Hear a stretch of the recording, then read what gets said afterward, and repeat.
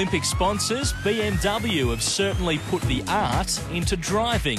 For 35 years, they've had renowned international artists like Andy Warhol, Roy Lichtenstein and our own Ken Doane transform their cars into unique canvases. Here in London's trendy East End, they've brought together all 16 of these cars in this 1960s car park. It's the first time they've all been in the one place, and it's a very classy, a very colourful and a very expensive part of the London 2012 festival. As you can understand, security is pretty tight.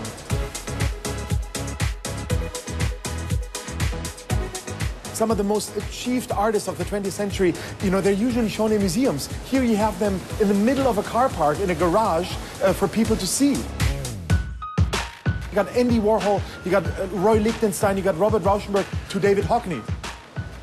Well, Andy Warhol spoke about us all having our 15 minutes of fame, but he gave this BMW 30 minutes. That's how long it took to do the artwork, but the result is the most expensive BMW in the history of the company. And as you can see, his fingerprints, they're all over it. None of the art car artists ever got paid, and Andy Warhol came over with his entourage to Munich. He went to the paint shop and painted the car, the M1 of 1979, in like 30 minutes time.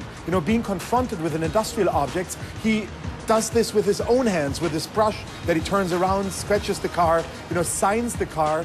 Probably too expensive to drive these cars, aren't they? I would say very expensive to drive, although many of them have actually been raced. And it's worth noting the Andy Warhol car, I believe, is sort of the winner of the bunch. It actually raced at Le Mans and did very, very well. Well, it's red as well, and red goes fast, doesn't it? As we know. And there is that sense of all the artists wanting to look at the cars from the perspective of speed and moving through the landscape. And it's just nice to see the way each artist has reacted. So this is where it all began. In 1975, a French racing driver asked his friend, American artist Alexander Calder, to paint his car for the 24-hour Le Mans race. This is what he came up with, and so kick-started the BMW Art Car Collection. But it's amazing that when the BMW Art Car series opened up in the 80s, 2 Australian artists were included in that very exclusive series. Ken Doane, his idea about the car is using colors that he finds are important to Australia and having them painted in such a way that they somehow reflect movement even when the car is standing still. It's this great sense of BMW really trying to engage the local artists. Where they go, they begin to look at the artists. Well, it's great with Michael Jagamara Nelson to add an Aboriginal artist to those great series of BMW art car artists. And as you said, it's a very elaborate process of really teeny tiny dots. He said, this is how Australia looks from above.